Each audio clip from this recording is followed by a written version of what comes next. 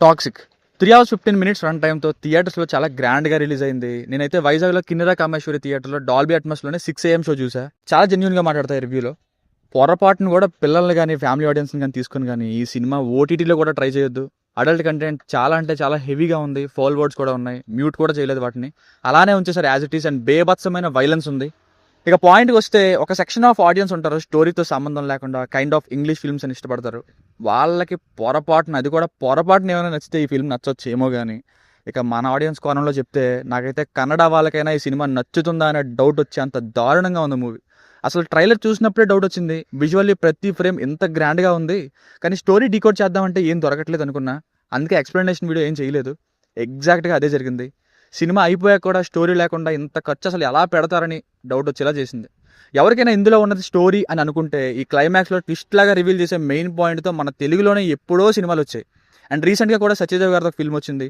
ఈ టాక్సిక్లో సరిగ్గా స్టోరీ ఎప్పుడు స్టార్ట్ అయింది అనిపించిందంటే ఇంటర్వెల్కి ఒక 20 minutes ముందు. అప్పటికే డెడ్. నేను యాక్సెప్ట్ చేసేసా, ఇంకా సినిమా ఇలానే ఉంటుంది, ఫస్ట్ హాఫ్లోనే వెళ్తుంది, ఇదే మోడ్ అని.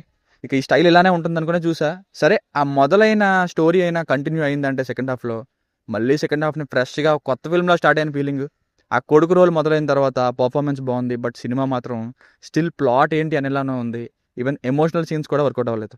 ఒక్క ముక్కలో చెప్పాలంటే సినిమా మొత్తంలో హైలైటెడ్ సీన్స్ ఏమున్నాయా అని ఓవరాల్ మూవీ అంతా అయ్యాక చూస్తే నాకైతే ఒక్కటి కూడా కనబడలేదు. అండ్ ట్రైలర్లో చూపించిన ఆ యాక్షన్ అంతా కూడా సినిమాలో 1-2 చోట్ల తప్ప, అండ్ ట్రైలర్కి వాల్యూని యాడ్ చేయడానికి తప్ప అంత ఎఫెక్టివ్గానే లేదు. అసలు యాక్షన్ ఫిల్మ్ చూసినట్టు కంటే love and family drama narrated in a boring way అనేలా ఉంది. ఫస్ట్ హాఫ్ అంతా పంజాబ్ మూవీలో ఉంటే సెకండ్ హాఫ్లో ఇంకో 2 సినిమా పేర్లు చెప్తే క్లైమాక్స్లో వచ్చే ట్విస్ట్ కూడా మీకు తెలిసిపోతుంది. అందుకే రివీల్ చేయట్లేదు. ఒక బోరింగ్ ఇంగ్లీష్ వెబ్ సిరీస్ చూసినట్టు అనిపించింది.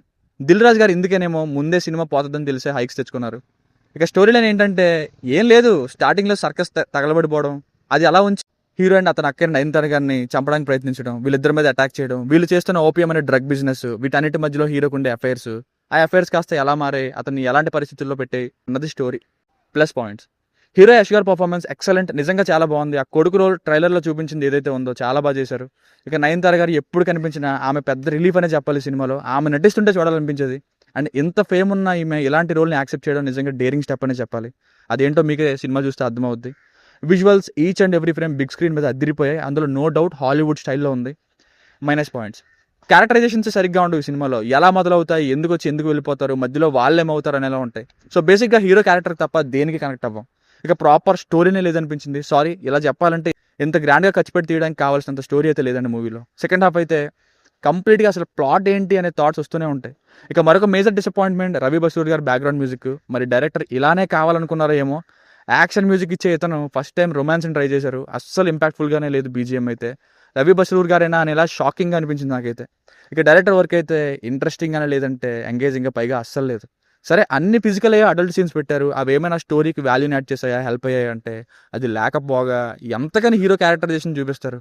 కైరా అద్వానీ గారితో సీన్ పెట్టారు, తారా సుతారి గారితో ఆ సీన్ పెట్టారు, ఆఖరికి రుక్మిణి వసంత్ గారితో కూడా సీన్ పెట్టారు. ఎందుకు ఇన్ని అంత నీడే ఉంది? క్యారెక్టర్ డ్రివెన్ ఫిల్మ్లో ట్రై చేద్దాం అనుకున్నారేమో. ఇండైరెక్ట్గా ఈ ఫిల్మ్ నాకు ఎలా రిఫ్లెక్ట్ అయిందంటే ఒక మగాడిని ఆల్రెడీ వెదవలా చూపించారు, అట్ ద సేమ్ టైం అక్కడ ఉండే అమ్మాయిలు కూడా వెదవలా చూపిస్తున్నట్టు అనిపించింది ఇమీడియట్గా ఆ హీరోకి పడిపోతుంటే. సో ఫైనల్గా మూవీకి వర్డిక్ట్ ఏంటంటే నాకైతే మినిమం నచ్చలేదండి. ఆ విజువల్స్ బాగున్నాయి, ఇంకా యష్ గారు, నయనతార గారు, కైరా అద్వానీ గారి పర్ఫార్మెన్సెస్ బాగున్నాయి. మిగతా సినిమా మాత్రం చాలా కష్టంగా నడిచింది. చెప్పాను కదా, ఒక సెక్షన్ ఆఫ్ ఆడియన్స్ ఎవరో ఒక రకమైన ఇంగ్లీష్ సినిమాలు ఇష్టపడతారు కదా, వాళ్ళకి నచ్చొచ్చేమో. ఇంకా విజువల్స్ ఒకటి బాగున్నాయి, దాని గురించే ఈ 2 రేటింగ్ కూడా ఇస్తున్నా. It's disappointing film for me. దీనికి రేటింగ్ వచ్చేసి ఇది నా ఒపీనియన్ 2/5. మీకు కనుక నా వర్క్ నచ్చినట్లయితే ఇలాంటి మరిన్ని రివ్యూస్ కోసం మన ఛానల్ని సబ్స్క్రైబ్ చేసుకోండి. Thank you.